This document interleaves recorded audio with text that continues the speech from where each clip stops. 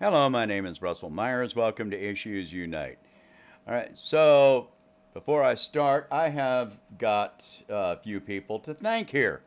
Uh, some donors to the channel. I thank you very, very, very much. Um, Mr. Ivan Vesely, Vincent Alia, Ms. Julia Wang, and Hilda Ritchie. I hope I didn't slaughter anybody's names. Thank you very, very much for your support, and I'm going to be still trying to expand the channel here. All right, so this is about, we're stepping away from politics here. All right, a lot of people have a misunderstanding of the term PTSD. PTSD, of course, means post-traumatic stress disorder. This is not meant to be a clinical study of the subject, but a more direct dialogue delving into the subject in everyday terms. If you want clinical language, studies, or statistics, there are plenty to be found. This is just a conversation on the subject. Before I get into the guts of this, let me give full disclosure that I have PTSD. When people hear this and know that I am a veteran, they too often automatically assume that my PTSD is caused by my military service. That is a mistaken assumption. My military service involved some experiences which were dangerous, potentially life-threatening, but not what I consider traumatic. And, they were just eye-opening. I went through 2 bomb scares during my time in the military and was active duty in West Germany the day the Berlin Wall came down. Nobody was injured or killed in any of these events. So, my own PTSD comes from being through 2 live shooter events, once on a bus and once in a bar. I have also been through at least 2 abusive relationships, sometimes involving physical violence, and twice where my life was subversively threatened. In addition, I have been mugged where my scalp was split open with a pry bar. I've been stabbed, I've been shot at, been through physical fights, and been on the wrong end of a gun 2 more times aside from the shooting events. Trust me when I say the cumulative experiences can have an effect on a person. It is not arrogance, which makes me tend to speak of my own experiences. It is the fact that I am very open and not private about my thoughts and experiences. What I will not do is speak of any individual I know or have known without their permission.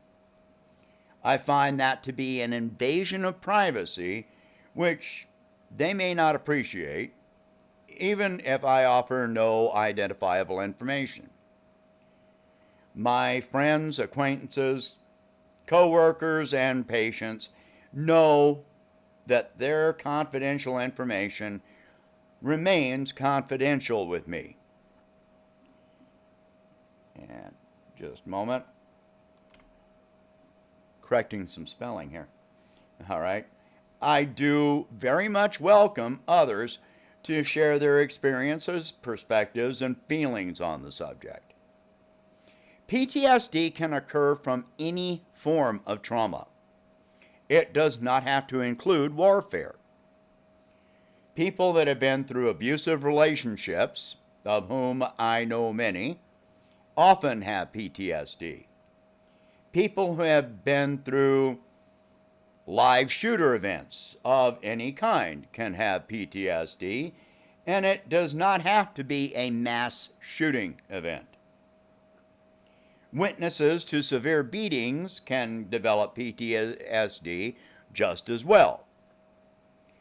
In fact, nobody has to die at all, and you do not have to directly witness an event to develop PTSD. What is generally perceived as violence also does not have to be involved for PTSD to develop. I have previously stated that I consider racism, sexism, any form of prejudice, and poverty to be forms of violence.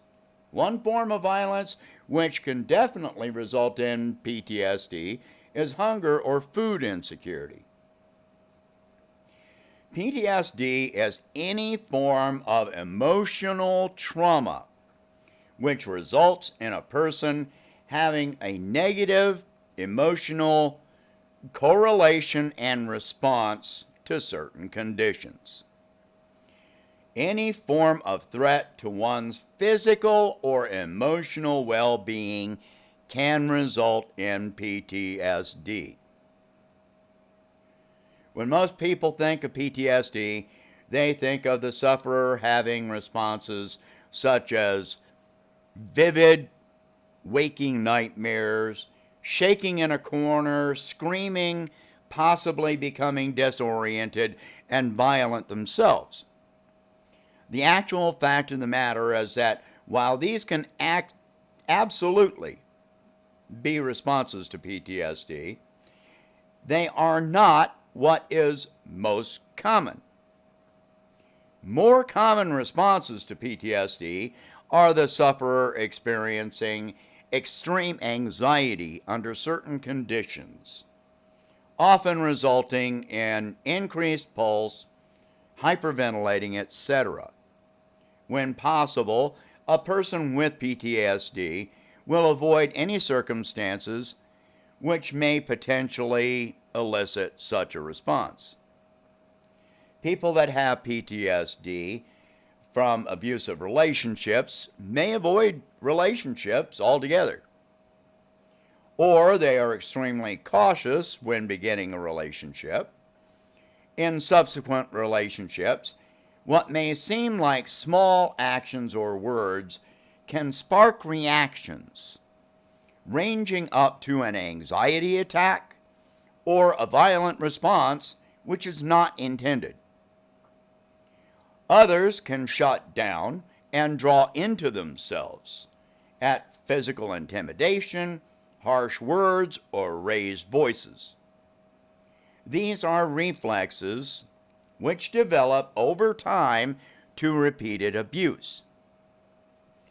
Those who have suffered long-term or repeated periods of food insecurity can often stockpile food when they have the opportunity, even if they become financially wealthy. The ready availability of food becomes a security blanket for them. Responses vary from one person to another and can take many forms, just as trauma can take many forms. In my own case, I was always rather introverted and had hermit tendencies before any of the traumatic experiences. Now, the most overt signs of PTSD for me is the fact that I avoid disorganized, crowded spaces. As a nurse, I am completely focused during an emergency, no matter how crowded the workspace may be. But once the critical phase has subsided, I have often looked up, found myself crowded into a corner with people blocking the path to the door, and that is when I make rapid leave of the room. Or I throw others out that don't need to be there if I cannot leave. None of this involves losing my composure, but some coworkers can see the anxiety if they know me well enough. When I enter a building, I always know the path to the exits, though I don't generally think about it consciously. No nightmares, no tears, no shaking, no yelling, no sweating, no violent outbursts, no shutting down. Just don't get between me and the door in a crowd. People have been known to ignore my verbal request to move out of the way, and they were quite surprised to find them unharmed, but suddenly standing in a different spot and unsure and sometimes confused on how they got there. In general, I think PTSD is quite common, far more than it is diagnosed. However, the diagnosis is not necessary unless it becomes in some way disabling to normal activities. If it is not in some way disabling, then it is of no clinical concern. If not disabling, I advise against having such a diagnosis placed in your medical records because it can be limiting for professional, insurance, and credit purposes. You will not find PTSD in my medical records. It is simply an aspect of myself that I am highly aware of and compensate accordingly. If you know someone with PTSD as a partner, a coworker, a family member, acquaintance, etc., try and be understanding in the circumstances which elicit a response from them. Offer emotional support and help them avoid those circumstances when possible, and continue offering support afterward to help them recover if they need it. Compassion costs nothing. Do you have your own experience with PTSD? Feel free to share here if you do. You'll find nothing but, understanding and, and open ears. It's stupid if some people try to judge you for having PTSD. There is absolutely nobody has that right. All right? So please share this video, talk about these subjects. As usual, it doesn't have to be politics for us to talk about it. It's all about humanity. All right? If you can, please donate $1 a month to help expand the channel, and I will see you in the next one. Thank you.